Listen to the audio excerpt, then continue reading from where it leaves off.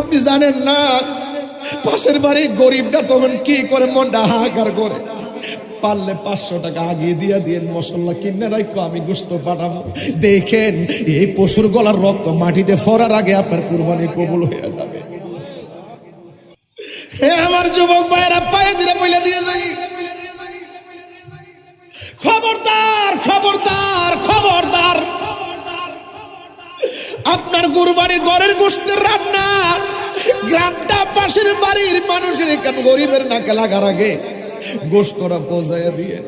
বাপটা তখন তার স্ত্রী লইয়া কি জানেন, আমার জি ফুটটা, আরে আল্লাহ তুমি আমার তৌফিক দিলেন, আমার ফুটেরটি কি করতেছে। আর ওই মুহূর্তে যদি গোপনে নিয়া 2টা ফুটলা নিয়ে গোটা ঢুকাইতে পারেন, আমার আল্লাহ আপনার প্রতি রাজি হইয়া যাইব। কত ঈদে বাপরে সালাম কইরা ঈদে গেছি, কত কুরবানিতে বাপরে লইয়া গোশত খাইছি। এমন অনেক সংসার আছে কুরবানি দিতে পারে না, সন্তানগুলি বাবার চেহারা দিকে তাকায় থাকে, আর বাপটা করে কোনাক বয়া বয়া চোখের পানি ফালাইয়া কান্দে, আর জানালা দিয়া তাকায় থাকে কোনো বাড়ির থেকে নি গোশত দিয়া যায়। এমন অনেক পরিবার আছে কুরবানি দিতে পারে না, সন্তান তো এত বুঝে না, বাপটা জানালা দিয়ে তাকায় থাকে, মা তাকায় থাকে, পাশের বাড়ির দিকে নিয়ে গোশত দিয়া যায়।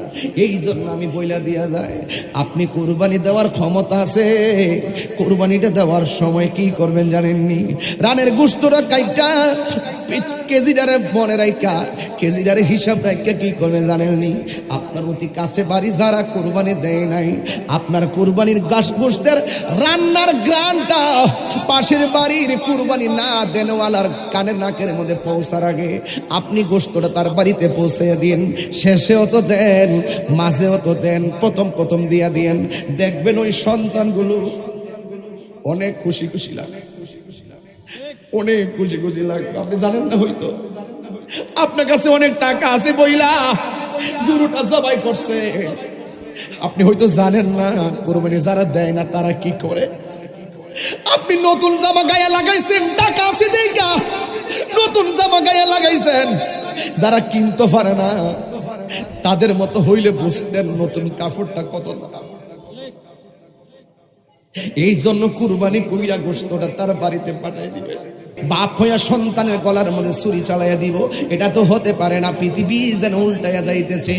ও বন্ধু, ইব্রাহিম নবী ডাক দিয়ে, পুত্রে এখন তোমার আমি জবাই করতে চাই, তুমি কি বলো?